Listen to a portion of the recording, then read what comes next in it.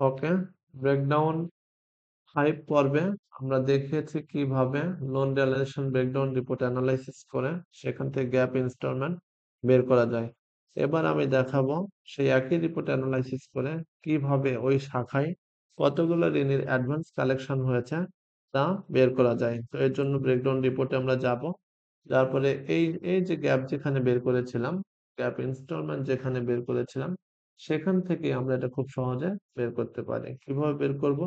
এর জন্য যেটা করতে হবে আমাদের যে loan installment gap oblique advance কলামের সূত্র ফেলে আমরা যেটা বের করেছি সে ড্রপ ডাউনে ক্লিক দিয়ে আমি যদি লার্জ টু স্মল দিই, লার্জ টু স্মল এটাই যদি শুধু দিই, তাহলে আমার অ্যাডভান্স ইনস্টলমেন্ট গুলো পুরো চলে যাবে। যেমন দেখেন টার্গেট কত, আর একটা ইনস্টলমেন্ট আসার কথা, অথচ তার এসেছে কয়টা, 10টা, অর্থাৎ 9টা ইনস্টলমেন্ট তার বেশি।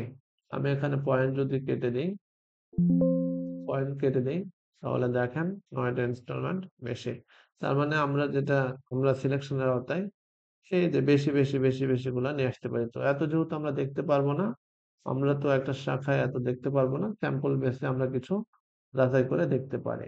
এগুলো আমরা সিলেকশনের আওতায় নিতে পারি। বড় লোন, আবার রিসেন্ট যে অ্যাডভান্স গুলো এসেছে, দেখেন এই মাসে এটা 60,000 টাকা এসেছে, এই মাসে এটা 30,000 টাকা এসেছে, এই মাসে এটা 40,000 টাকা এসেছে। আসার কথা 5টা কিস্তি, আসছে 10টা কিস্তি। হ্যাঁ, এভাবে 14,000 টাকা এসেছে।